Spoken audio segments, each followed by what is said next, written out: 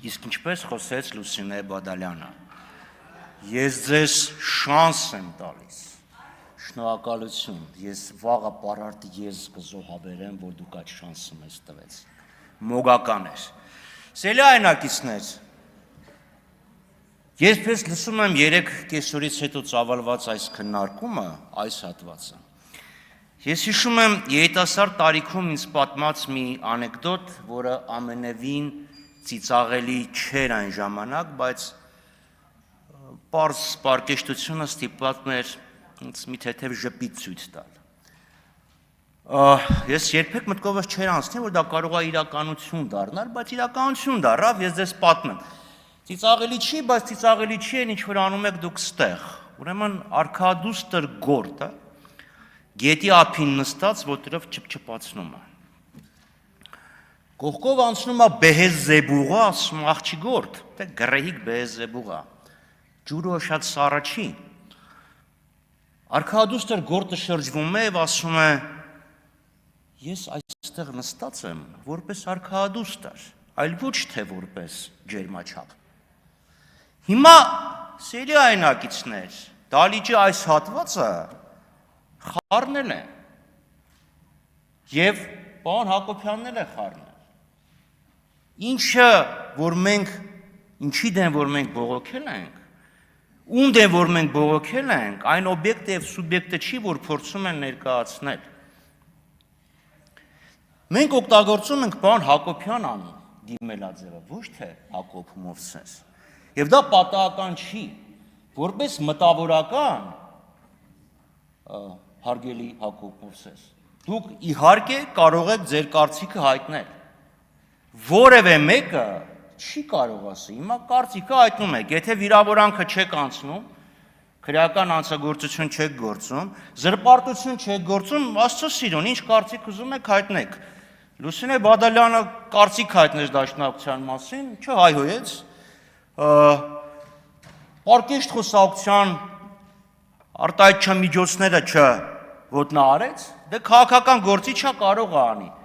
բայց մենք այստեղ գործ ունենք ոչ թե Հակոբ Մովսեսի,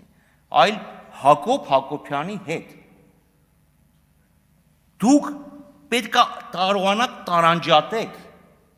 Հակոբ Մովսես մտավորական եւ Հակոբ Հակոբյան սահմանադրակ ինքնավար մարմնի անդամ, որը ունի որոշակի գործառույթներ։ Ձեր գնահատականը հակասում է, ասկան ձեր ոչ թե գնահատականի էությունը, այլ գնահատական տալը հակասում է մարմնի անդամ լինելու իրավունքների եւ պարտականությունների հետ։ Դուք էլ ստեղ կանգնած խոսում էիք եւ դալիճը ձեզ հարցեր էր տալիս, որոնք ուղղված էին Հակոբ Մովսեսին, ոչ թե Հակոբ Հակոբյանին։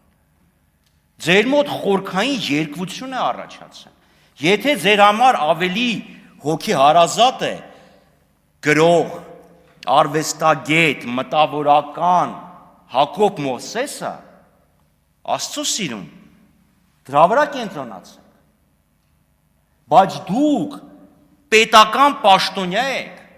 եւ պետական պաշտոնյան ունի վարքագծի որոշակի կանոններ։ Դուք այդ կանոնն եք խախտել։ Ձեր կարծիքը 200 տարվա շատ լավ է, որ մարդը կարծիք ունի, բայց լինելով հանձնաժողովի անդամ, կարծիք հայտնելու սահմանափակում կա։ Իմ սուբյեկտիվ ընկալմամբ դուք չեք տեսնում, լինելով